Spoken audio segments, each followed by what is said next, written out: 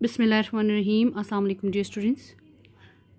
Today we are going to discuss the new topic of class 9 biology, chapter 3, biodiversity. So the topic is hierarchy of taxonomy. In previous lecture we have defined the taxonomy and we have discussed this taxonomy in very detail. So now moving toward the hierarchy. So what does this mean? Hierarchy is basically we are going to classify the organism into separately group, right? So each group is known as taxon, right? So this is just like a ladder with the help of which we classify the animal or organism from higher category to the lower one, right? So, or we can say that from the lower to the higher one. So this is the hierarchy of taxonomy. So the group into which organisms are classified are known as the taxa. So singular word is used, taxon. So taxa form a ladder like structure which is known as taxonomic hierarchy, right? जैसे आप लोगों ने जैसे हम पढ़ते आ रहे हैं, हमारे पास है किंगडम,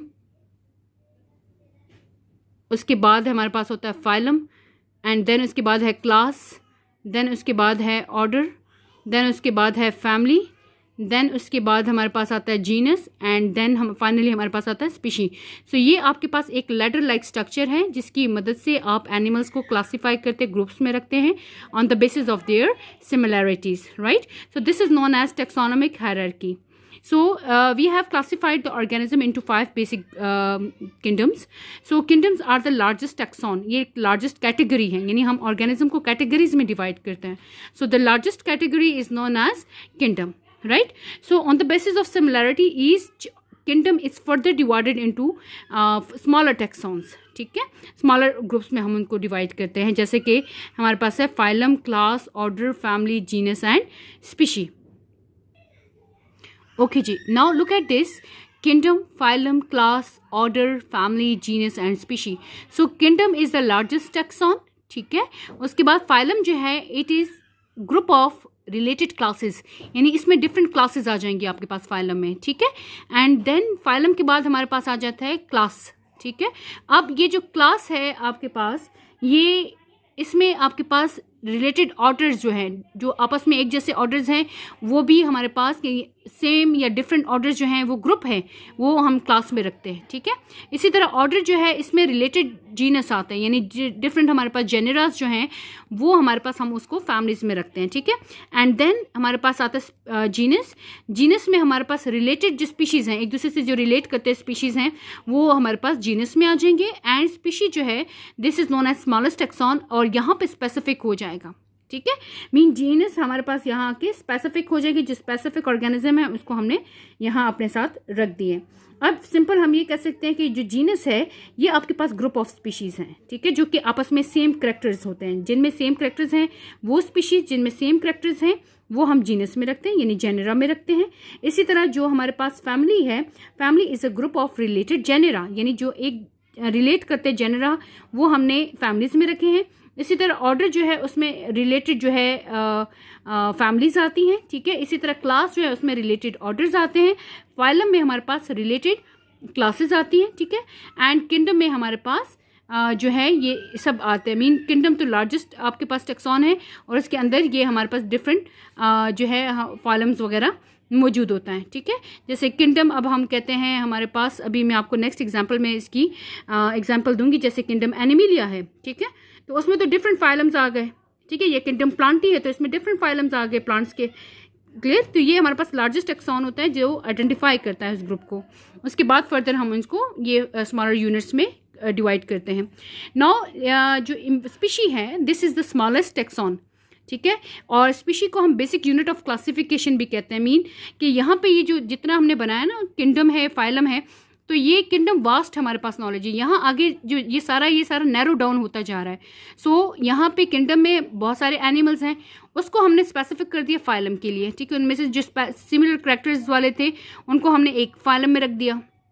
उसके बाद जो है फाइलम के अंदर मज़ीद हमने उसको नैरो डाउन कर दिया क्लासेस में, ठीक है। क्लासेस के बाद मज़ीद नैरो डाउन करके उसको ऑर्डर में ला दिया, ठीक है। यानी इनमें ये जो ग्रुप है इनमें सिमिलर ऑर्गेनिज्म अब पाए जाएंगे।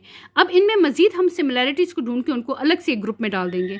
उनके अंदर मज़ीद अगर और सिमिलैरिटीज़ आ रही है और जो डिफरेंसेस हैं उनको अलग करके जो सिमिलैरिटीज़ बेस पे नेक्स्ट ग्रुप में हमने डाल दिया। एंड स्पीशीज़ जो फाइनल है इसको हम कहते हैं, ये हमारे पास बेसिक यूनिट है क्लासिफिकेशन का। और इसमें हमारे पास क्या है, it is a group of organism जो कि इंटरब्रीड कर सकते हैं freely and fertile offspring produce करेंगे, मीन अपनी नस्ल को आगे बढ़ाते हैं। And but are reproductively isolated, लेकिन ये रिप्रोडक्टिवली दूसरे ऑर्गेनिज्म से डिफरेंट है, मीन ये दूसरे ऑर्गेनिज्म के साथ इंटरब्रीड वगैरह नहीं कर सकते, ठीक है। ये आपस में इंटरब्रीड कर लेंगे लेकिन दूसरों के साथ नहीं करते, तो ये रिप्रोडक्टिवली आइसोलेटेड होते हैं दूसरों से from all other such groups. दूसरे जो ग्रुप्स हैं उनसे जो है ये थोड़े रिप्रोडक्टिवली आइसोलेटेड है। एंड इन ये जो पॉइंट है इन नेचर, इसको अंडरस्टैंड करना है, ये बहुत इंपॉर्टेंट है, ठीक है। अब हमारे पास जितने भी जो स्पीशी हैं वो अपना आपस में जो स्पीशीज़ हैं जैसे ह्यूमन है, होमोसिपियन है, तो वो आपस में structural, ecological and behavioural characteristic जो है उनकी आपस में मैच करती हैं, इसलिए हमने उनको अपने एक ग्रुप में रखा जिसको स्पीशी कहते हैं।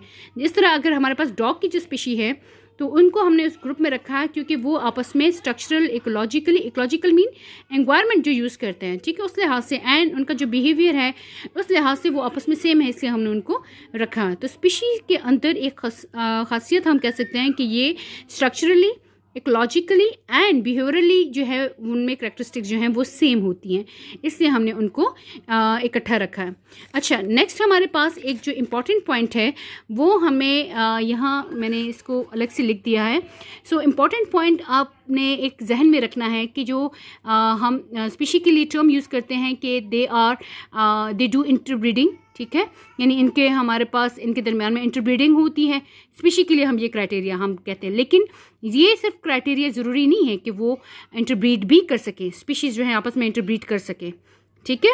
अब ये स्पीशी के रिकॉग्निशन के लिए हम ये क्राइटेरिया नहीं रखते, वैसे स्पीशीज़ तो आपस में इंटरब्रीड करते हैं, ठीक है, फर्टाइल ऑफस्प्रिंग भी प्रोड्यूस करते हैं, लेकिन अगर हम इसको बेस बना के रिकॉग्नाइज़ करें कि ये स्पीशी है, ठीक है, तो ये ठीक नहीं होगा। तो अब हमारे पास जो एसेक्सुअली प्रोड्यूस करते हैं ऑर्गेनिज्म, तो वो तो इंटरब्रीड नहीं करते ना, उनके अंदर तो या तो एसेक्सुअली रिप्रोडक्शन होती है, ठीक है। सो ये क्राइटेरिया उनके लिए सूटेबल नहीं होगा, हालांकि वो भी हमारे पास जो स्पीशीज़ हम कहते हैं ना, अमीबा, प्रोटियस वगैरह, ठीक है, तो वो उसका स्पीशी है, लेकिन वो तो आपस में इंटरब्रीड नहीं करता, तो वो एसेक्सुअली जो है रिप्रोडक्शन करते हैं, लाइक बडिंग के ज़रिए, बाइंड डिफिजन के ज़रिए, नॉट बडिंग, बाइंड डिफिजन के ज़रिए।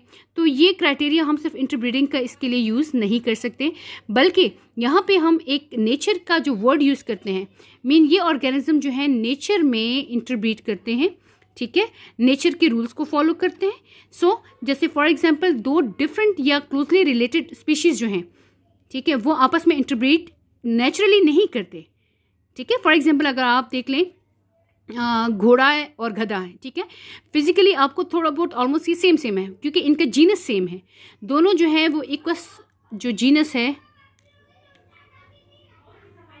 ठीक है, EWQUS है, ऑलमोस्ट इक्वस जो है इस स्पीशीज से बिलोंग करते हैं, हॉर्स भी और डंकी भी, ठीक है, लेकिन इनके स्पीशी डिफरेंट है, लेकिन आपस में चूंकि सिमिलर है, थोड़ी सी सिमिलैरिटीज इसमें है, लेकिन ये नेचुरली नेचर के मुताबिक ये आपस में इंटरब्रीड नहीं करते, लेकिन हम ये आर्टिफिशियली हम इसको इंटरब्रीड करवा सकते हैं। लेकिन अगर हम इनको आर्टिफिशियली इंटरब्रीड करवाते हैं तो उससे फर्टाइल ऑफस्प्रिंग प्रोड्यूस नहीं होंगे, उससे इनफर्टाइल ऑफस्प्रिंग होंगे।